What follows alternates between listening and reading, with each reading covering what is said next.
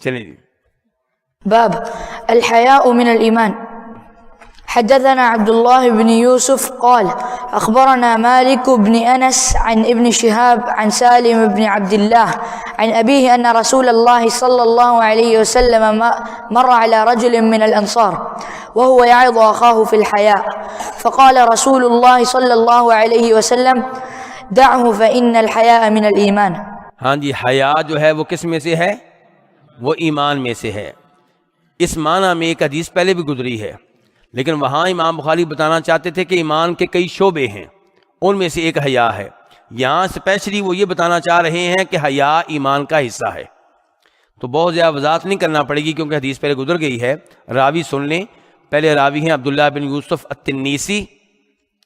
التنیسی سین کے ساتھ، تے جو ہے وہ 2 نقطوں والی ہے، عبداللہ بن یوسف التنیسی، اور وہ کہتے ہیں اخبرنا، ہمیں حدیث بیان کی مالک بن انس نے. اور یہ مالک بن انس کون ہے؟ 4 اماموں میں سے ایک. اور مالک بن انس نے کس سے حدیث لی ہے؟ ابن شہاب سے. اور یہ کون ہے ابن شہاب؟ الزہری. اور وہ کس سے حدیث روایت کر رہے ہیں؟ سالم بن عبداللہ سے. یہ کون ہے؟ سالم بن عبداللہ بن عمر ابن خطاب، یعنی کہ عمر فاروق کے کیا لگے؟ سالم، عمر فاروق کے پوتے. تو وہ روایت کرتے ہیں کس سے؟ اپنے باپ عبداللہ بن عمر سے کہ اللہ کے رسول علیہ السلام گزرے ایک آدمی، انصاریوں میں سے ایک آدمی کے پاس سے، وَهُوَ يَعِدُ أَخَاهُ فِي الْحَيَاءِ، وہ اپنے بھائی کو حیا کے بارے میں سمجھا رہا تھا، نصیحت کر رہا تھا.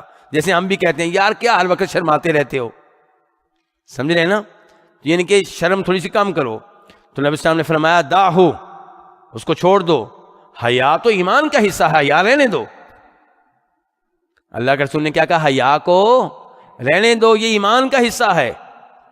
تو اسے ایک تو پتہ چلا کہ شرم و حیا برقرار رہنی چاہیے، خصوصاً لڑکیوں میں، لڑکوں میں بھی، خصوصاً لڑکیوں میں شرم و حیا کو رہنے دیں، اس کو ختم نہ کریں. شرم و حیا عورت کا زیور ہے جس کی وجہ سے وہ پیاری نظر آتی ہے، تو یہ زیور رہنے دینا چاہیے. اور اس حدیث سے بھی پتہ چلا کہ حیا جو ہے وہ ایمان کا حصہ ہے، اور پتہ چلا کہ ایمان جو ہے اس میں اعمال داخل ہیں، اور حیا جب زیادہ بھی ہوتا ہے کم بھی ہوتا ہے تو ایمان بھی کبھی زیادہ ہوگا کبھی کم ہوگا. اللہ رب العزت سے دعا ہے کہ وہ ہمارے ایمان میں اضافہ فرمائے، اور ہمارا ایمان کم از کم ہمارا اتنا ساتھ دے کہ کل بھی ہم حاضر ہو سکے. ٹھیک ہے، ایسا نہ ہو کہ ایمان نیچے چلا جائے اور کل ہم درس میں نہ آئیں. جو دیگر احادیث ہیں وہ کل بھی سننی ہیں، کل عشاء کے بعد نہیں ہوگا. آپ کے لیے خوشخبری یہ ہے کل عشاء کے بعد نہیں ہوگا، عشاء تک ساتھ دیجئے.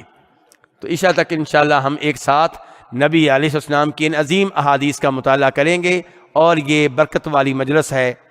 اللہ تعالیٰ سے دعا کرتے ہیں کہ یا اللہ اس مجلس والوں کو ان بندوں میں شامل کر لے جو جہنم سے بچ کر، قبر کے عذاب سے بچ کر جنت میں جائیں گے.